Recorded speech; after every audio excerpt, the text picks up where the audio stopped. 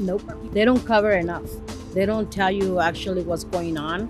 They kind of tell you parts of it every time they raise something, like taxes on gas, taxes on electricity, taxes on tags, all that. We don't even know why. I feel disgusted, to be honest. Citizens, we work real hard for our money and we don't get what we're supposed to be getting. We don't get raises. If we get a raise, it's 5 cents, 10 cents every hour. What are you going to do with that while they're getting all the money? If they're going to be raising taxes, they should raise our base, because we cannot afford no more, getting paid low, and we have these high taxes and these high payments to do while they're getting rich on us.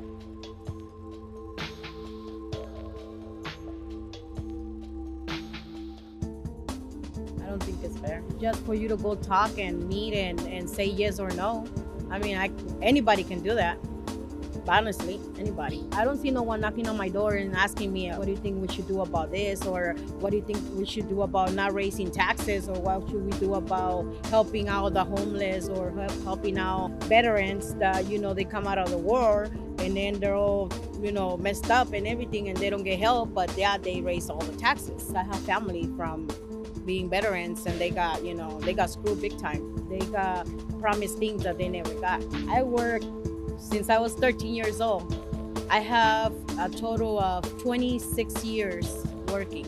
If I retire at this point, I will get at least $1,500 a month.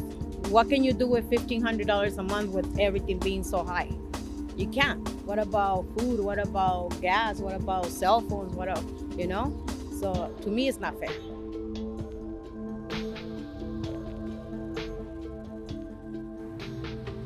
I don't know, that's just a riddle that our supervisors have to find out. So I don't know if that's necessarily a problem that, the county has. It's just a problem that we have based on how much we tax and how much, we can afford to pay. I think we all need to take accountability and, trying to not get, to paying our taxes and, not accessing as much funds from the county as we can.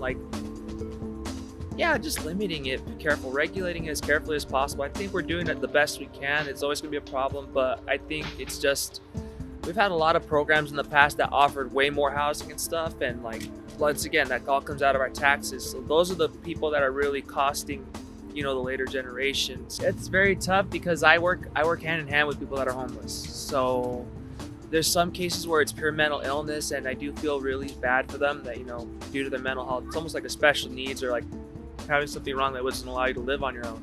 But there's also a lot of people that are homeless due to the drug epidemic that we have out here, due to poor role models in your upbringing and the accessibility to drugs. So there really has to be a statistic done before I could say I feel bad for all of it. But I mean, for those that have, the county offers a lot of resources. I'm part of a program where we offer multiple sources of housing, and it gets lost due to the inability to stay sober, comply with treatment, and make steps to progress, to get you out of the sober living or the shelter and transition you into working and going back to, managing your own life. I support the resources, but I think we have to limit it. Otherwise, we're just gonna keep spending tax dollars. You, me, we're the middle class. And that's us paying for that. So that's where I struggle and think there needs to be some accountability on all sides, Sometimes it's assumed that people with Medi-Cal don't get the most proper service, but we are regulated heavily. Our paperwork is so regulated. There's other people on top of us, and there's so many ways to grieve us that, we do provide pretty dang good, well-level service.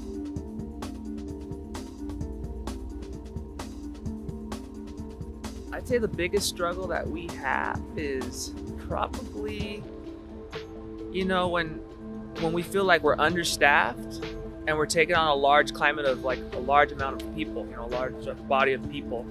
And that's just the problem we're always gonna have. That's probably the only problem.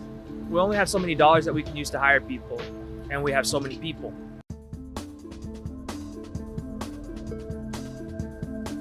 I work specifically in the Department of Behavioral Health. I know about a person that runs our department, Miss,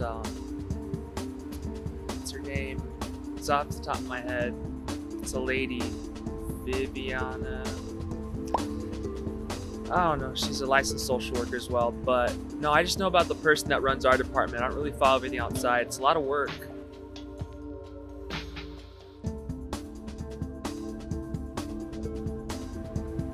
It's tough to say. I mean, I'm trying to analyze it because I mean, 150,000 in retrospect is not that much. There's not a big difference between what employees make depending on their education, what a doctor makes, and then what a supervisor above them makes. So the pay range, based on what I know and what you're telling me, is not that big a difference.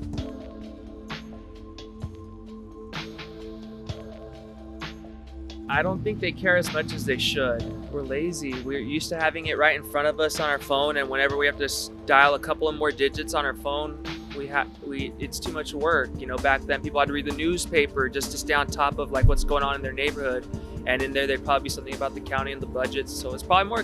People were probably more willing to look for it back then. Now we're just too much distractions in our media.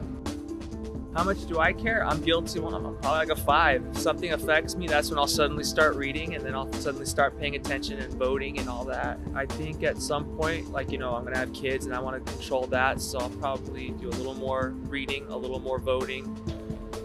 I don't think I'll ever be someone that plays a role in that, but I mean, who knows?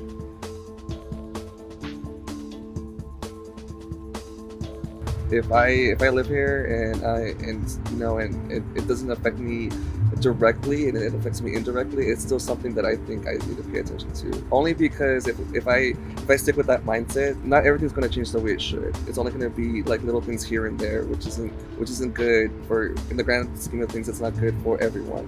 We're here to change things for everyone, not just for myself or my neighbor or yourself. No, I've always been into it. I have friends that are very into politics, so when they post something and I read about it online, I usually look it up, or I just ask also, like, oh, did you hear about this, or this, that's weird, how come this happened, type of thing. I used to actually attend to the meetings, the school board meetings also. Oh, no way. Yeah, I was attending Valley College, San Bernardino Valley College, and when I had the opportunity to go, I would go with the Student Associated Government. We used to go and we used to say, hey, this is what we need, this is what we don't see happening. The last time I went to the meeting, the girl that went up to speak for us, she was cut off mid-sentence. And so I just thought that was really rude. And I kind of just like lost faith. as sad as that sounds and as bad as that sounds, so I haven't been going since then. Honestly, it was very intimidating. It almost felt like they didn't respect us because we're young, and it kind of felt like there was also just a gap between that generation and with our new generation. It almost felt like we were free thinkers and they were the more grounded ones.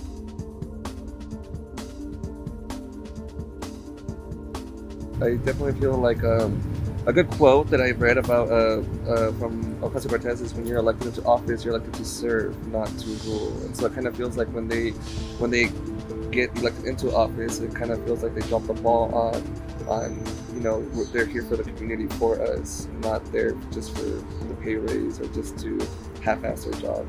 I think it's unfair. I definitely feel like that's something that needs to be reevaluated and also reassessed, especially considering how the community keeps asking for things, better funding for schools, not only that, but also just the way the streets are looking sometimes, also more help for the homeless shelters and stuff like that, and also more help for youth. I kind of feel like it's neglected. I honestly feel like there's a lot of the slack that's not being picked up, especially people that are being elected into office. If we don't hold them accountable, then they're going to think it's just a free and easy pass, just to say, okay, I say I'm going to do this, but I end up not doing it. It just kind of takes away from their word.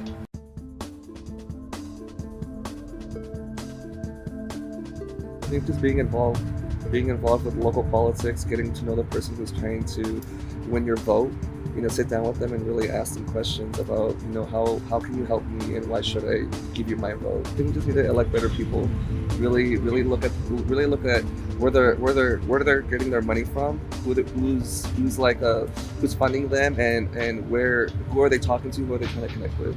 Just makes things easier.